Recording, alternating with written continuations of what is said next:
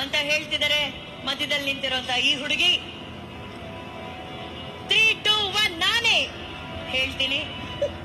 S judges ready on the count of 10 sir. Audience ಎಲ್ಲರೂ on the count of 10.